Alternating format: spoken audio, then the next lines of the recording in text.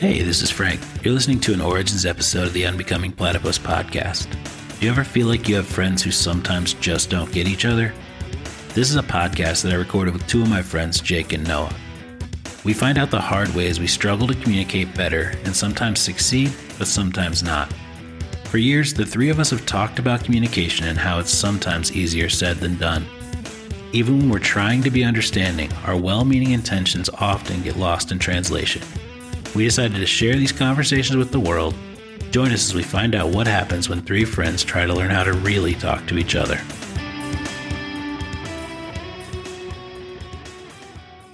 It sounds like a Jake roofing type event. Tell me about that.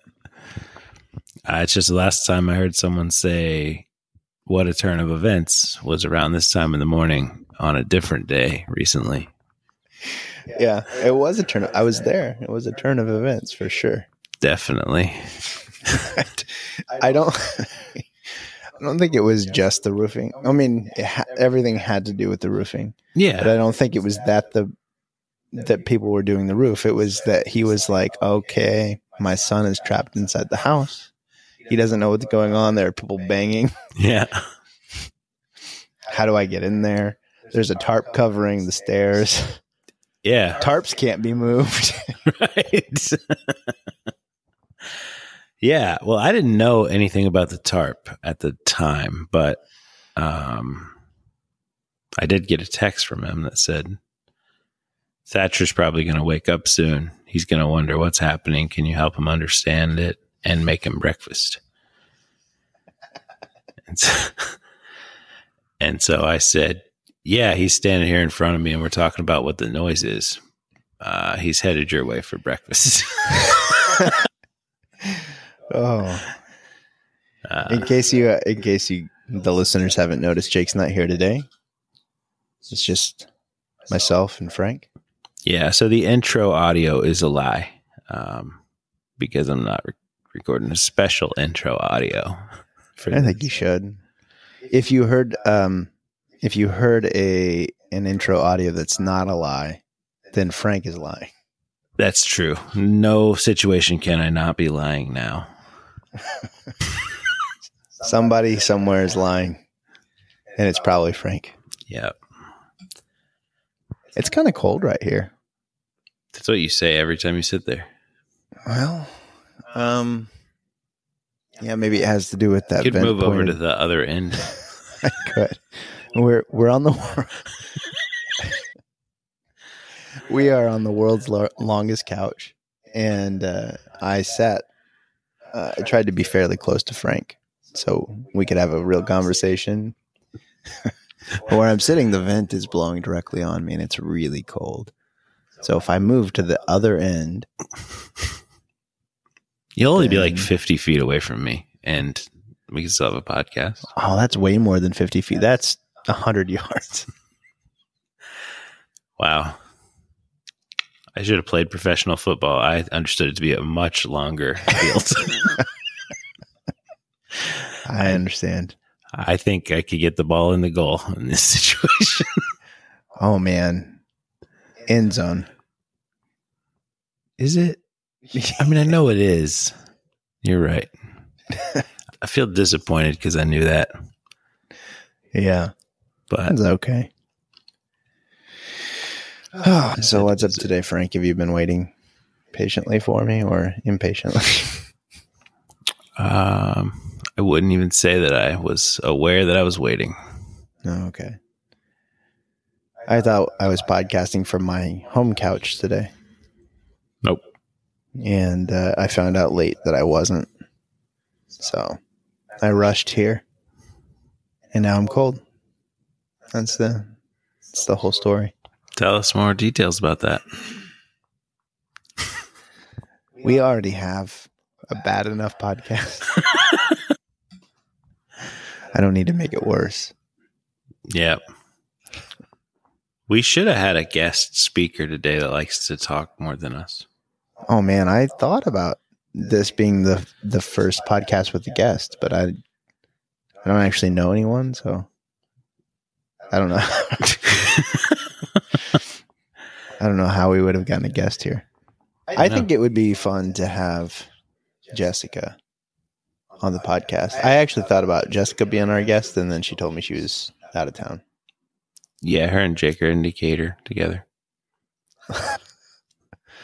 I know. They drove separately. I figured. Life's weird. Yeah, Jake told me they drove separately yesterday morning. Like, out of nowhere.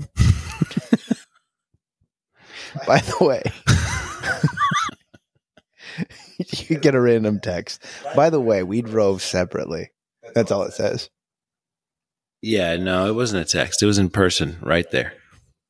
He told you in person right here that he drove separately. In the past tense? No, in the future tense. Okay. Because you said drove, and so I'm thinking Jake's sitting here. Well, because now it's in the past tense. Yeah, but I don't think that's how language works. It depends on the country or the language. He told me that they were both going to drive separately. Yeah, but that's not how I said it. I said they drove separately. He told me. Then I said he told me about it. Yeah, but he told me they drove separately. Yeah, but he didn't tell me that. He told me they were going to drive separately. We have a very big language gap on this podcast with Jake not here. He would break all this down for us, I'm sure. Yeah, it's probably called pick shift. How'd you come up with that one? Pick shift? He just says things like that all the time. I don't know what they mean. He's definitely editing this podcast. There's no way. It'd be pretty funny if he just like added in like explanations. Oh yeah. He could be here. Hey, if you're editing this, just add in explanations of things as you need to. It's usually you on a thread and then us adding occasional words. Maybe we should actually try to get to a topic. I know. This podcast is good. It's the best one yet. Yeah. So I'm curious, you had a busy week. You're kind of in this transition period with, I think all three of us have been for quite a while, but there are different phases, I think. And you're in one where you've started a new job, but you're also still, I think, exploring your own thing. For sure. And then also had sort of weird is not the right word, but just kind of weird because it's not a normal situation project with your old, with one of your old clients, all at the same time. And I'm curious because you kind of have past, present, and also future kind of all happening at once. I'm interested in what that feels like, what kind of clarity that gives you, if any, on what you'd like to do and what you would not like to do. Because I think I like to look at things a lot more recently from, what do I want? I think my concept of, it's my concept of what do you want? But I'm just saying, I think in terms of like, what do I want? Because for many years, I was sort of self-forgetting. Yeah. And so now for the last, 5, 6, 7 years, I've been trying to more and more just really narrow in on what is it that I want? And I think your last week was an interesting situation from the outside because it, like I said, past, present, future kind of all coming together. And I'm curious what clarity that gave you, if any, on what you want. Where would you like to go from here? I don't think the frame of last week is that helpful. So I would adjust the frame. But okay, we'll adjust the frame. I just thought it was an interesting that they all kind of collided. They were at max intensity at the same time, for sure. Right. So I guess what I would say is like the there is value in compounding multiple things at once, because you detach from the outcome more. I have client projects and I have my job, which is very important to me. And on any given day, if you have a whole bunch of things going, something may not go well at one of them while the other one is going incredibly well. And I don't know. I think if anything gets clear for me, it's that like the input matters way more than the feeling you get from it. So consistently feeling meaning like this isn't like going success well. or yeah. Okay. Yeah, just like if you can detach from that outcome and that like momentary, this isn't going well, or I need to adjust, because humans always want to adjust things way too often. And you just like, I don't know, I check in weekly on major goals and I'm like, how's that going? Does it need an adjustment? No. A lot of times the adjustment it needs is like, I should actually do the thing I want to do, not 90% do the thing I want to do or whatever. But I don't know if that helps answer your question, but yeah, I mean, I think from a goals perspective in general, it's good insight because it takes time to accomplish things. Definitely. And so I think, I saw a clip this morning from Layla Hermosi where she was talking about marketing and saying that one of the biggest mistakes that people make in marketing is moving on to a different channel too soon. Like a channel of marketing might stop working, or they feel like it stops working, instead of really narrowing in on it and getting better at it and making it work, learning it even better. Yeah. They move on to something else and then they're spread too thin. Right. I think this is the same. I think that concept tracks across other things like goals in particular. Definitely. And I think there is, the idea that where, what is the saying? Where attention goes, energy flows, or where energy focus goes, energy flows. Yeah. Yeah. Something like that. I think that is true 100%. And I think one of the problems that people have with reaching goals is that it doesn't happen soon enough. We're impatient. Yeah. And so then we look at a different goal, and then we look at a different goal, or maybe we try to change the goal instead of like holding firm.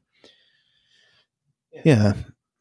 Yeah. I mean, and like just boredom. I mean, people just get bored. I don't know. Over the last 6 months or so, I've built a daily walking habit. I just wanted to be the kind of person who walks 15,000 steps a day. I just wanted that to be baseline. And so I was building this for, just adding. You went for a long walk yesterday. I did. Extra long, more than 15,000 steps. But I was building this, and some weeks I would add 250 steps to the goal. But I mean, I started like 2,000, 2,500 steps. Right. So it was a big change. And so many times during that 6 months, I'm just like, I mean, what are steps going to do for me? Like, I should be spending my time working out or, doing something real. But I just stayed focused on, like, I'm going to normalize this as a part of my day, that I walk 15,000 steps, and kept pushing it. I mean, and it's boring sometimes. But I don't know, I think there's actually value in boredom. So well, sure. And you can do so many things during that walk. Yeah. I mean, you can do, even something as simple as your mindfulness practice while you're walking. Definitely. There's plenty of time to do that. Yeah, I do that a lot. But I also mean, like, just there, I think there's value in continuing to implement your intention through boredom. Sure. Yeah. Just being okay with like the environmental conditions, whether it's like people giving you bad feedback or you're bored or you're sad or whatever. It doesn't feel ideal, but you are going to do it. So do it. Yeah. Yeah. There's a lot of value to staying the course when you have your eyes set on something. The only thing I think that really gets in the way is that pain and suffering that we put on ourselves, which is, it's not here yet. Yeah. And anything that I've accomplished in my life, and I mean, I'm sure this is true for anybody anywhere, is that you chip away at it and you get a little bit closer and you get a little bit closer. Yeah.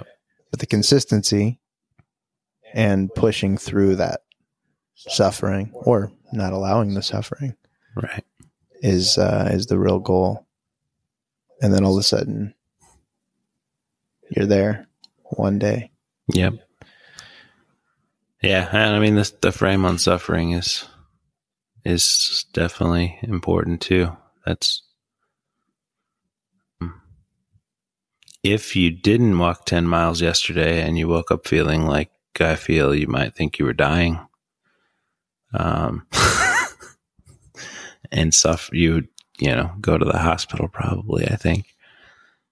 But I know what I did yesterday, and I did it on purpose, and the suffering is not significant. Twice I've walked 15 or so miles with my friend Jane. So when I lived in Decatur, there was a trail system. Mm-hmm. And one of the trails started in my neighborhood, and you could follow that all the way to Rock Springs, which is a nature center. And so one day, my friend Jane and I talked about walking to Rock Springs from my house and back, which is like 15 miles. And we did it. And I was in pretty good shape at the time. And I thought, I got done with the walk and I was like, oh, this isn't too bad. Next day, wrecked. And then we did it again the following year. We were like, let's do it again. Nice. It wasn't any better. No.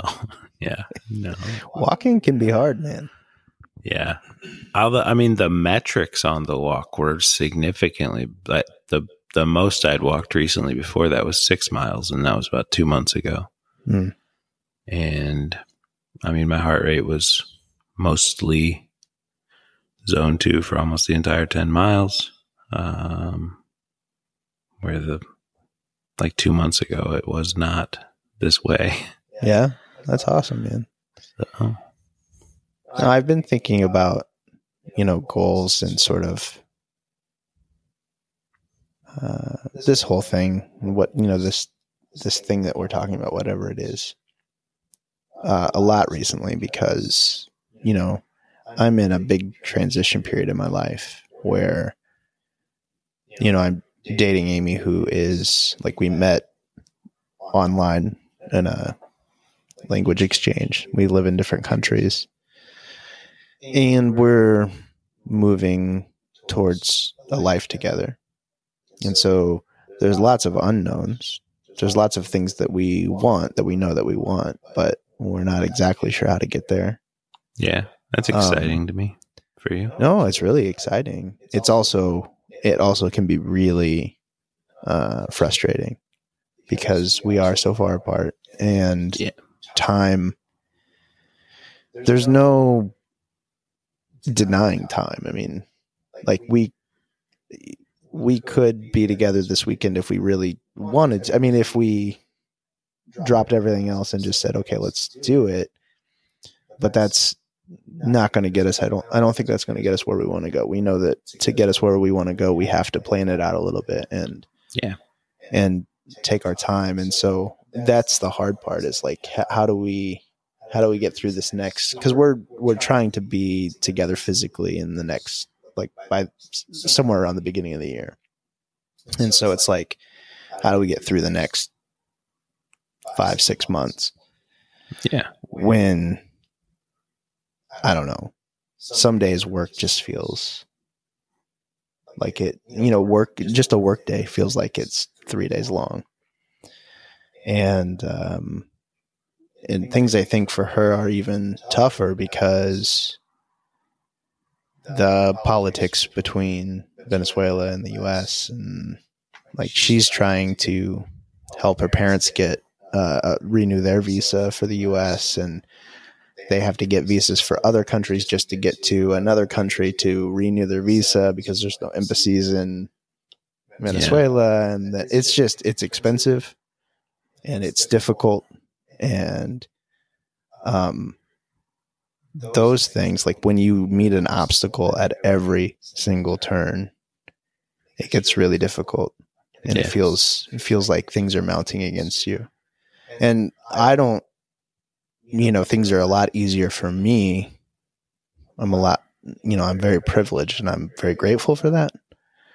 But I also love her and see that. And then I have to deal with that emotional piece of it, which is I wish that I could make things better and easier for her because I love her and I just want to be able to start this life with her, So anyway, from that lens, I've been looking at this. How do you ignore or not let the suffering happen and know that if we stay the course, the goal's going to happen? I've been thinking about that a lot recently. Yeah. And from that lens, I've been really thinking a lot about negativity. Mm-hmm. So it's something I've been working on. I'm an Enneagram 8. I actually think I'm a pretty positive person overall, but the easiest emotions to access for us are anger. I think are seen as negative. Sure. Emotions. Those are the easiest to access. So I think when something doesn't go well, it's easy to go, oh, this is stupid. And a thought that I have often is just how stupid people are. Like, you deal with clients or just people at the grocery store or anywhere. You just go, why would somebody do this or that? Why are people so stupid? It's a terrible thought. Because I don't really think people are stupid. And so I've been working on fighting negativity. And I think just that intention has helped a lot. Like I feel so much better in the last 2 weeks. Just awesome. On a daily basis, just from intentionally going, I'm not going to be negative about this thing. Yeah. Or if a negative thought comes up, I'm going to let it go. And I'm going to think something positive. I just choose to think something positive instead. It doesn't have to be even about that situation. Yeah. This person's stupid. Oh, I love Amy. Or this person's stupid. Oh, today's been a great day. Or whatever it might be, right? Sure. Like just think a different positive thought. That's it. Yeah. Change your focus. That's really good.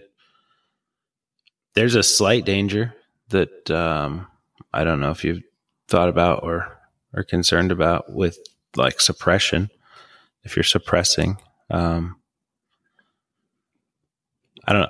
I mean, I've sent you the How We Feel app, which I think is pretty cool. But I find that if I actually label the real emotion, not the general category of emotion, then it dissipates so quickly. Yeah.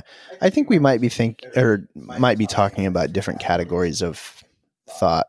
Because when I say negative, I mean like those like sort of surface level annoyance sorts of, I don't mean like real deep emotions. Not that it can't come from there, but I just think my general outlook can tend to be very negative because I'm annoyed by. Yeah. Well, there are different. So you said two different things, and one of them is much more concerning for the suppression thing than the other. Thinking that people you see doing things are idiots, that you should probably just change your focus. I agree completely. That's just, not going to serve you that well to think about that. The anger, though, is a symbol of something being unjust in the world. Like that's why people get angry. Sure. And so this is a good action signal, and to understand it and get strategies for how to improve the thing that's actually happening. I think doubling down on that and really experiencing that emotion probably makes more sense than just switching sort of Sure. focus. Yeah, that makes sense. But I mean, obviously, if it's ruining your life right now, then I don't think it is. I don't think you're saying that. But if the emotion's ruining your life, then probably distracting from it's a better topic. Better Do you strategy. want to tell the listeners about the how you feel app? How we feel? How we feel? Sure. It's a We're not sponsored by How We Feel. yeah, it would be weird to be sponsored by them, as they are a nonprofit and they do not charge money or make money. But That's why we're not sponsored by them. Otherwise, we would be. yeah. Do you think I should share any more details than that? I mean, you told me about this the other day, and you brought it up again today. I think it might be valuable to the listeners. Yeah, I would be far further ahead in sort of understanding myself, I think, had I had this app a long time ago. I don't know how old the app is, but I found it in the last few months. And so I think everybody should know about it, but it's a free little app. Has like a scroll around, cool little user interface where you can preview emotions, has a short description of each of them, lets you name and label the emotion, and then it has a ton of strategies for each emotion and just some educational material. But it's been very helpful to me. So check it out. To How We Feel .something on the internet. Yeah. And I think it's interesting. .com or something like that. It's identifying emotions has come up a lot recently. I know Jake's mentioned it several times on the podcast. Because, he talked about not even being able to identify them and realize that he was having these emotions, pushes them down, and then responds positively to a situation. Yeah. Whether that's as an avoidance technique or if it's to make other people feel better or whatever, he just sort of denies his own sort of his emotional identity, I think. And I think we all do that to certain extents. Yeah. I've heard this on other podcasts. I've heard this concept come up. And so I think it is an important piece. I'm going to download the app myself. I haven't done it, but I need to. I think it can tell you a lot about yourself. And I think being able to identify those emotions in the moment, if you are able to stop yourself, identify it, and then you can just let it go, as opposed to letting that run your day or your week. Yeah, it's almost, it feels a little bit like you don't even have to let it go. Like there's no process involved. Once you understand it, then you're like, oh, this thing makes complete sense. And is there anything I can do about it? Yes, I'll do that. If not, then no, I won't. And it's okay, because I already know what it is and what could be done about it. The other thing I'll say about that app, which is just the same thing I say all the time, is that I think I believe the world is best when everybody does what they think is cool. And one objection to this idea that I get a lot is like, I don't know what is cool. What does that even mean? How could I make money doing it? All these kind of things. And I think the first step is to understand that the emotions you feel are action signals for you. And if you can listen to them and understand them and develop strategies for them, then you can become more confident in your own action signals. And then you can become the kind of person who does what you think is cool. And then our whole world gets better. So get How We Feel. It's on the app stores. No, I meant right now. It's a nice plug. Yeah, I know. They're going to pay us out of their nonprofit funding to sponsor this app. Sorry, I was responding to my girlfriend. To what? My girlfriend. She texted me. Nice. Yeah, it's howwefeel.org. Awesome. Do you think, and I credit you for putting this in my head, but I've been thinking about the do what you think is cool thing in no uncertain terms. Specific to jobs, how we create jobs, how we hire, how we look for people. Yeah. Do you think there's a good way to transition the system that we have? Because we had this conversation the other day. I think it's kind of systemic, which I think the do what you think is cool thing is awesome. I just don't think it's that easy for most people. There are so many other factors that come into play when you have to make money to support your family or whatever, or pay your bills. Sometimes you don't have the freedom to explore those things. And I think that's a big piece of it, is that there is some exploration to figure out what you think is cool. Yeah.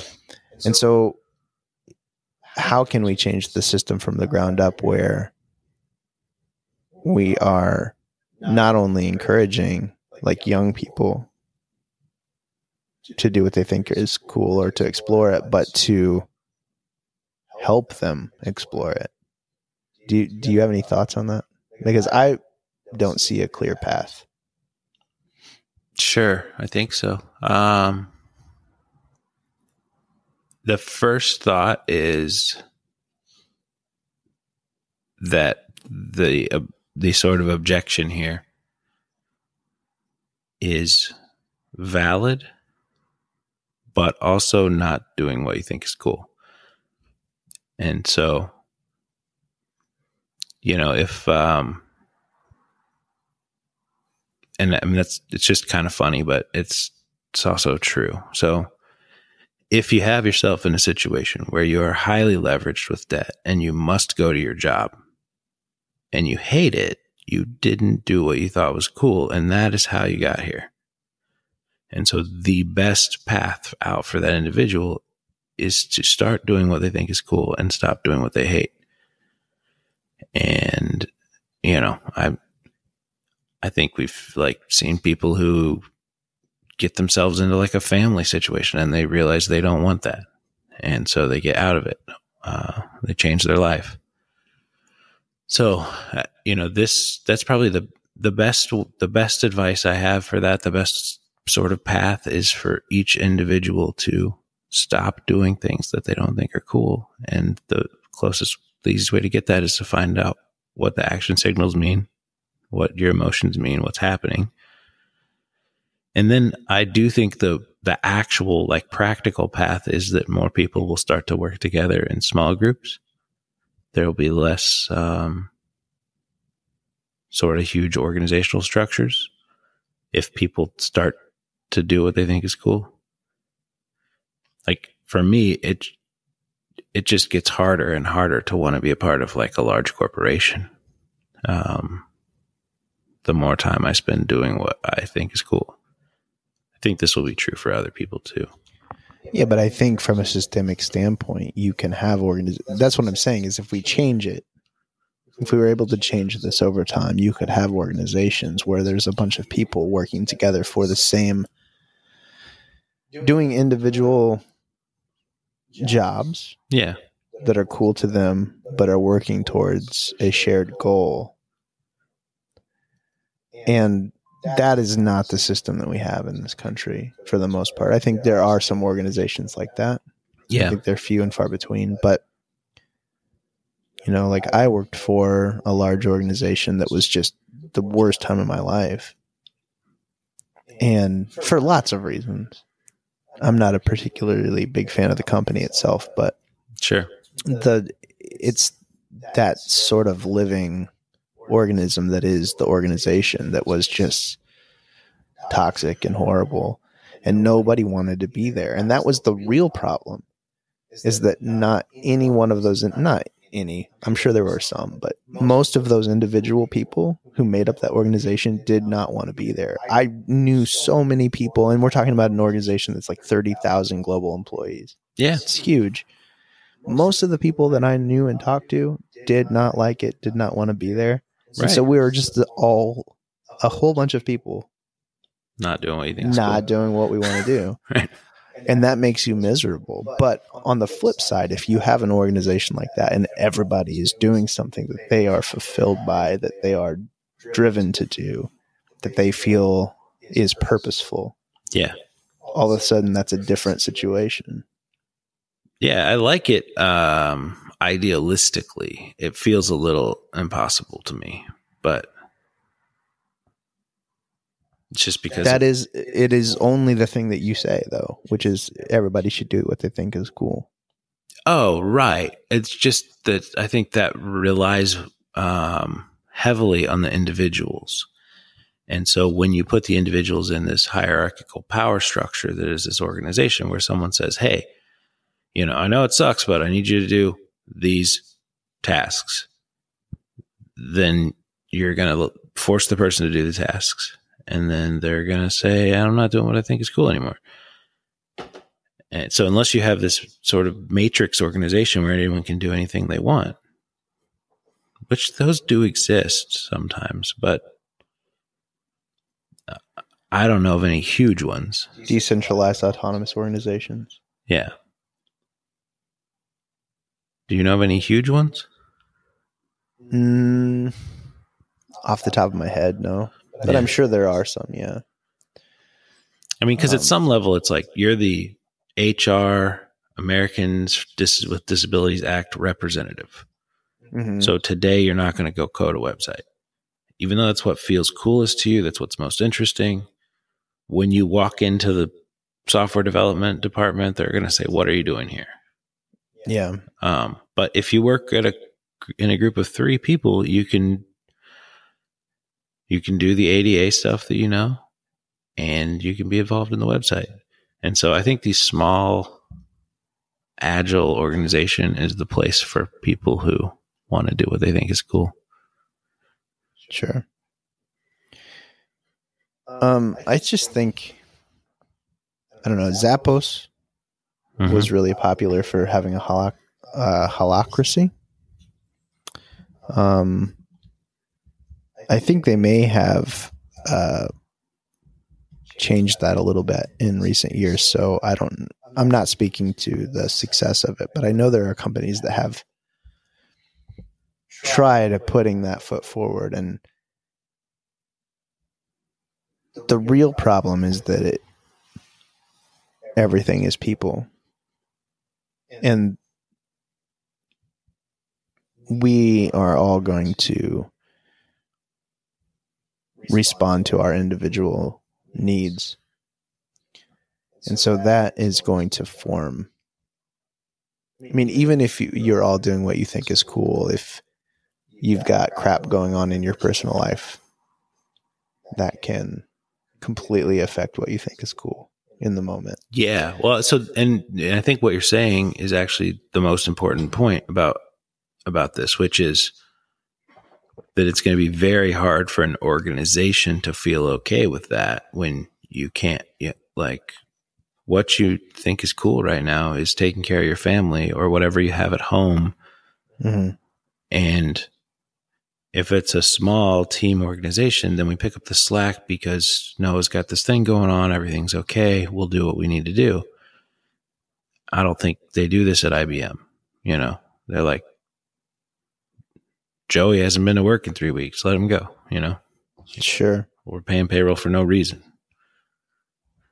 Yeah. I mean, I think, I don't know if IBM's like that.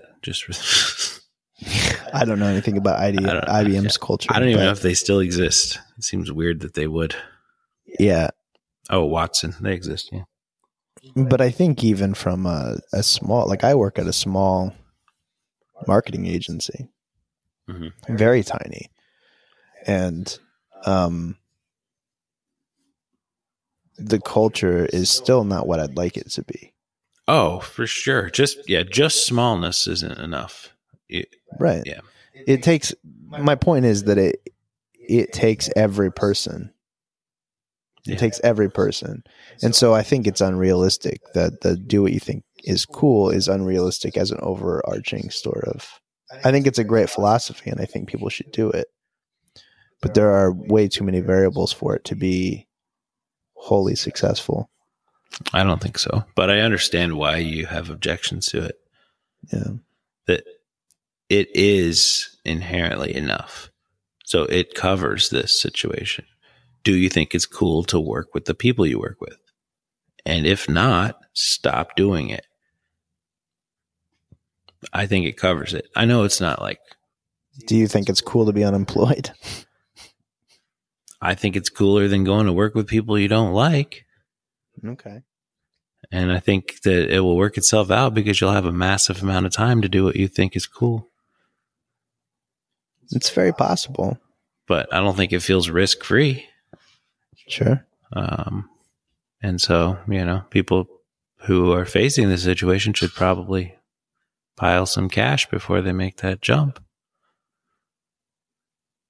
But I don't think they need a ton of cash. It's probably less than they think. Sure. Yeah.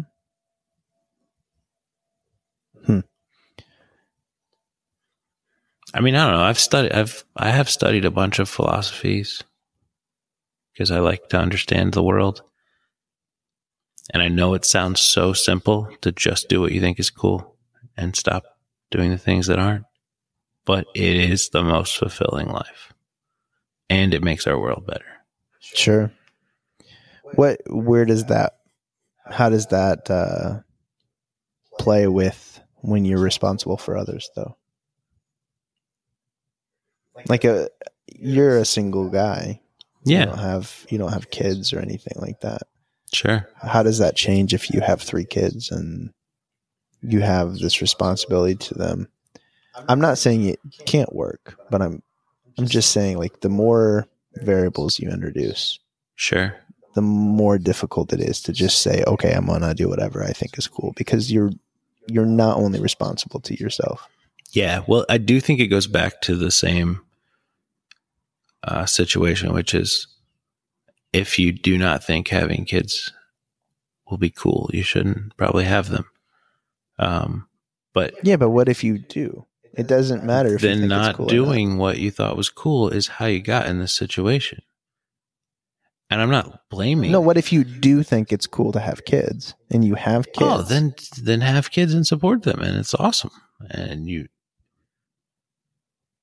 I want to have kids. Mm-hmm. I support the idea. I'll take care of them. It's a part of what I think is cool. Sure, but what does that mean when it comes to everything else you think is cool, like freedom, travel, jobs? I mean, I'm just saying that not everything lines up together all the time. Oh, yeah. I mean, you have to make trade-offs for sure. So, like, what's the most cool? Right now, it might be, my kid learning stuff. So he needs to be in a stable school environment or something. And that doesn't last that many years. And then you go do the travel you want to do next. Okay. Or you do the travel first and delay the kids for a while. But the heuristic of what you think is cool is the map, I think. Yeah. I still think I don't have a good answer to it, but I still think it's a little too simplistic. Yeah, I know. And that's understanding it and even agreeing for the most part. Yeah. I just think it's too simplistic for this complex world that we live in. Yeah.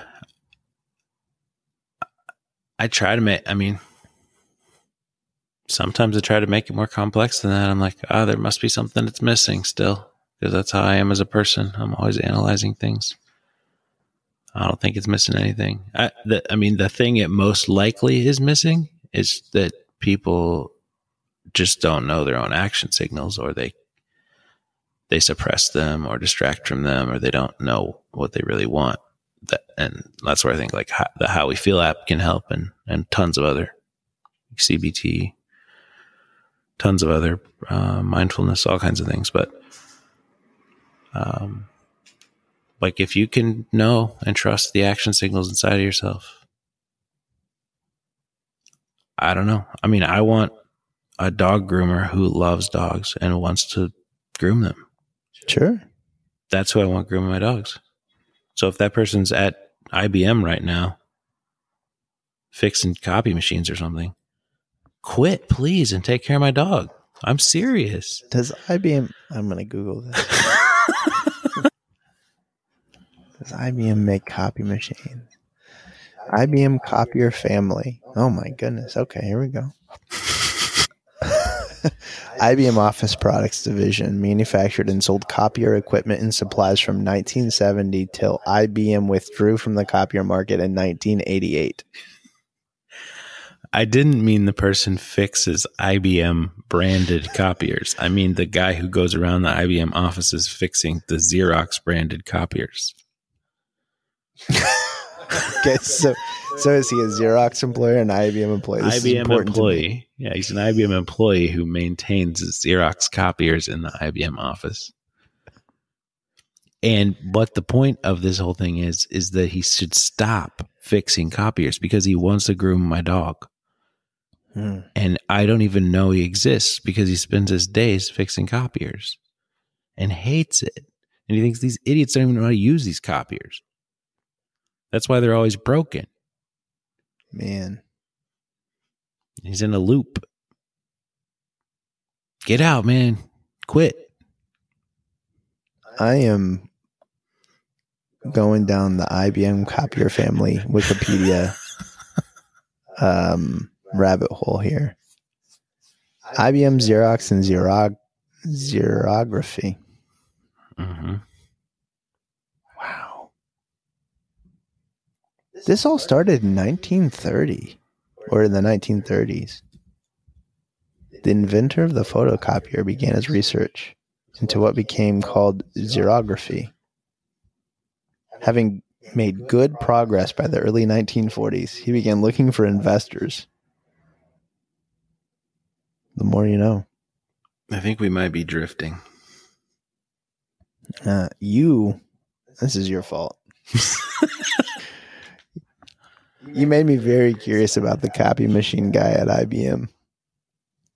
Yeah, he's out there. Does Xerox still make copiers since we're on the topic? I have no idea, but you could Google it. Because when I doubled down on Xerox in the example, I thought for sure you would look that up to see if they still make copiers. I'm not. We need a research person. I know. Yeah, they had $7.1 billion in revenue in 2022. Their current stock price is $15.40. Which I will say is a benefit that you get from these large power structure hierarchical corporations is high revenue. Mm-hmm. I don't know that that's a good benefit for the world. I don't know that I care about it, but, you know, I guess with more media and code, small groups can create that kind of revenue more easily. Mm-hmm. But if your goal was to create some massive thing that generates billions of dollars, if that's what you think is cool, then maybe the small group ain't the right approach. Money's such a weird one for me because I just don't care about money from any sort of money standpoint. The only reason I care about money is freedom. Yeah. So I definitely care about it. I'm not saying that I don't care about money, period. Right. I definitely want money so I can be free. Uh-huh. But this whole I don't know what you would call it, this money-making culture that's out there. Like I see a lot of stuff on YouTube and social media from some people that I really respect, like Alex Hormozy. One of the things I don't like about Alex Hormozy is that I think he's a little bit short-sighted in his messaging, because he's looking at himself. Like, Alex Hormozi loves to work and work hard, and he loves business, and that's what he's doing, what he thinks is cool, which is awesome. He's been very successful. Right. But his sort of message to everybody else is be like me at the heart of it. I've heard him say not that before. That's the only reason I hesitate. I've heard him say, like, this is for me. This, work-life balance for me is to work all the time. If it's not for you, don't. I wonder if I can find something. I've seen messages recently, things that he's posted recently that I've just been like, yeah, but that's you, man. Like, but he's telling other people to do it. I don't know how to even begin to find this. Yeah, I mean, he says things like, the weekend is an invention, and like you don't need to take days off. And yeah, and I like Alex Hormozi. My point here is not that he's bad or anything like that. I just think that sometimes his messaging and that sort of hustle culture sort of messaging that's out there in general doesn't leave any room for the nuances of human beings. Yeah, I hear what you're saying. I'm still trying to find this. I think if you replace business with what you think is cool, then his stuff sort of makes sense more to me. And I probably automatically do that, but I do find when I'm like in the zone on a project or a problem I'm solving that I am a lot like he is with business. I will just do it. It's taking all my time. I'll do it until it's done. It does not matter that it's now Saturday. It doesn't matter. This is very important what I'm doing. I'm going to finish it. Sure. And that comes with doing what you think is cool. So yeah, I agree. Well, but this is the whole point, is there's so much nuance. I'm open to that. Like, I'm a pretty hard worker, and my ideal sort of like work-life balance would be I can work on it whenever I want to work on it. yeah. And the real freedom there for me is the removal of other people. Like, I work, what I do, a lot of what I do, not everything, but a lot of what I do right now relies on the people around me, my team, my clients. And so there has to be a certain scheduled structure for my work week, when in fact I do my best work at 5:30 in the morning. I'm clearest in the morning. If I could get up and put in 2 or 3 hours of focused work every single day, 7 days a week, and have open up a lot of my afternoon up for me to just do whatever I want to do, Yeah. that would be much more ideal. So I'm not saying don't work on the weekends. I'm not saying any of these things. I'm just saying that there is some nuance to it, because I effectively can't do what I want to do in this job that I have. Sure. Because me putting in time at 5, 6, 7 in the morning only means I'm going to put extra time in. That time is not going to replace time in the afternoon later, the way that my job is structured. Right. Because I'm beholden to my team and to my clients and my boss. Yeah. So it sounds like you this could has be nothing doing something better for you. Yeah, probably. I don't know what that is yet, though. Yeah, I agree. That makes sense. My only point on this is that I don't know if Alex is like claiming to be the discipler of business for all humans or something. I think he really is just talking about what works for him, what he does, and what he likes. And so for me, it's not the same. I don't read his stuff about there are no weekends and think, man, I got to get rid of my weekends and work. I do read them and I'm like, yeah, that doesn't seem cool to me. So Sure. I'm not, the heuristic when it's always like, does that seem cool? No. I'm really good at social media, so I can't find the things I'm trying. But as I run across them, maybe I'll send some things to you. Yeah. We can have more conversation about it. But yeah, I mean, and again, I really like Alex Hormozy. A lot of what he says makes a lot of sense to me. There are certain things that he says with seeming authority that are just like, that doesn't work for everyone. Yeah. Like, you've got to leave some room for nuance here. And I think the hustle culture in general does that. And part of what does that is this importance of money. Mm-hmm.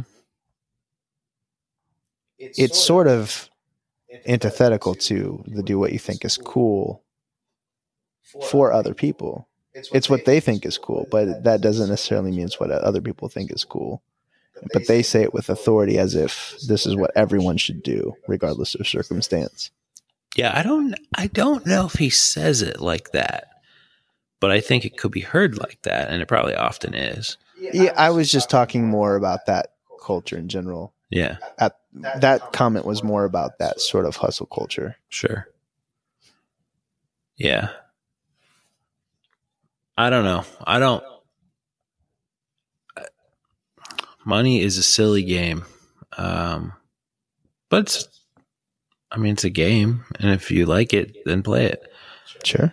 I think the people who think it's cool should play it for sure. It's not a very important one to me. I actually made mistakes about this and cared way too much about it for a long time. Sure. I don't know.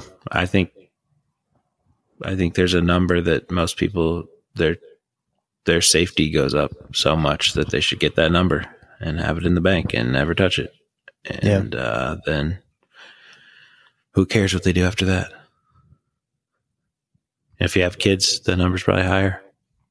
For sure. But yeah, I don't know. I think it's got way too much focus. I don't care. I guess I don't care. Why would I say too much? Yeah.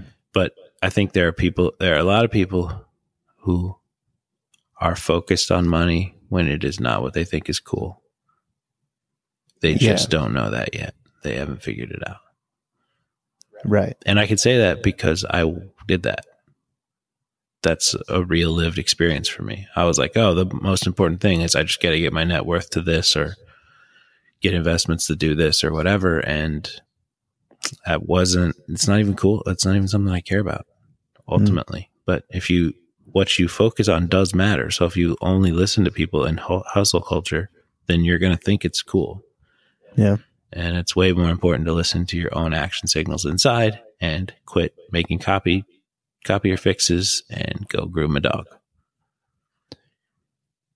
I really hope that the IBM copy machine fixer listens to our podcast. I hope so too. You should be grooming Frank's dog. I know. All dogs. Any dogs you want. If you don't like little dogs. You said you want him to groom your dog. No, I do. If he likes my kind of dog. But if for example, he doesn't like little dogs, then he should start a large dog grooming service.